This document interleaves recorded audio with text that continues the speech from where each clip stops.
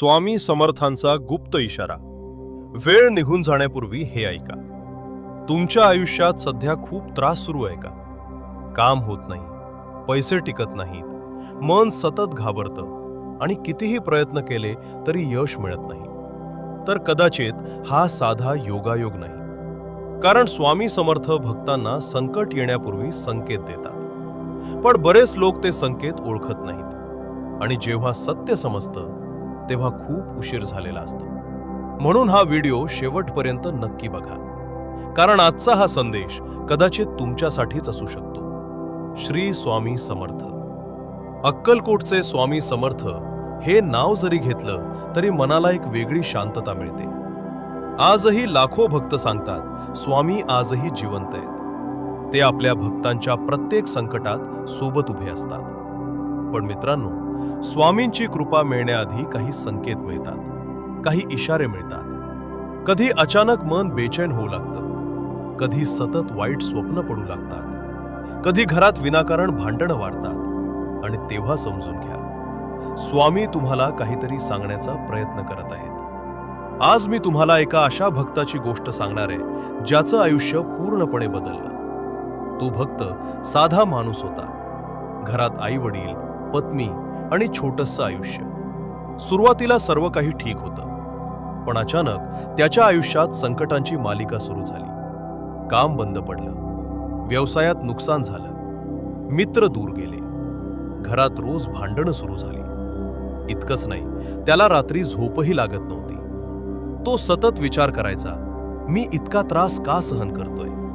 एक दिवस तो पूर्णपणे तुटून गेला.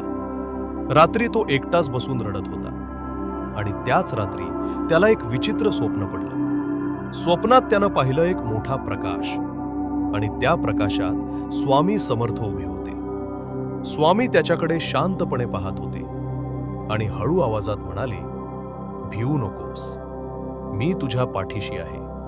हे शब्द ऐकताच त्या भक्ताच्या डोळ्यातून अश्रू वाहू लागले.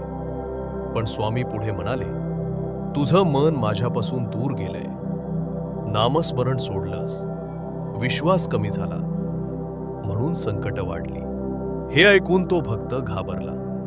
मित्रांनो, आपणही नकळत अशी चूक करत नाही ना? जेव्हा सगळं चांगलं चालतं तेव्हा आपण देव विसरतो, पण संकट आलं की देव आठवतो. स्वामी समर्थ फक्त मंदिरात नाहीत, ते आपल्या विश्वासात आहेत. पण जर विश्वासच कमी झाला तर मनात भीती वाढते, नकारात्मकता वाढते आणि आयुष्य हळूहळू अंधाराकडे जाऊ लागतं. दुसऱ्या दिवशी सकाळी तो भक्त थेट अक्कलकोटला गेला. मंदिरात पोहोचताच त्याच्या डोळ्यात अश्रू आले. तो स्वामींच्या मूर्तीसमोर बसला आणि मनापासून म्हणाला, स्वामी, मला माफ करा, मी तुम्हाला विसरलो. त्या क्षणी मंदिरातील घंटा अचानक वाजली आणि त्याच्या मनात एकच आवाज आला, फक्त माझं नाम घे, बाकी सर्व मी पाहीन. त्या दिवसापासून त्या भक्तानं रोज सकाळी आणि रात्री श्री स्वामी समर्थ हे नाव 108 वेळा घ्यायला सुरुवात केली. सुरुवातीला काही फरक जाणवला नाही, पण काही दिवसांनी त्याच्या आयुष्यात बदल सुरू झाले. घरातील भांडणं कमी झाली, मन शांत होऊ लागलं, कामं पूर्ण होऊ लागली आणि सर्वात मोठा चमत्कार म्हणजे त्याच्या चेहऱ्यावर पुन्हा आनंद दिसू लागला. मित्रांनो, कधी कधी देव आपल्याला थेट भेटत नाही, पण संकेत नक्की देतो. कदाचित हा व्हिडिओ तुमच्या समोर येणं हेही स्वामींचा संकेत असू शकतो. कारण काही लोक हा व्हिडिओ स्किप करतील, पण ज्यांना स्वामी बोलवत आहेत ते हा व्हिडिओ शेवटपर्यंत नक्की पाहतील.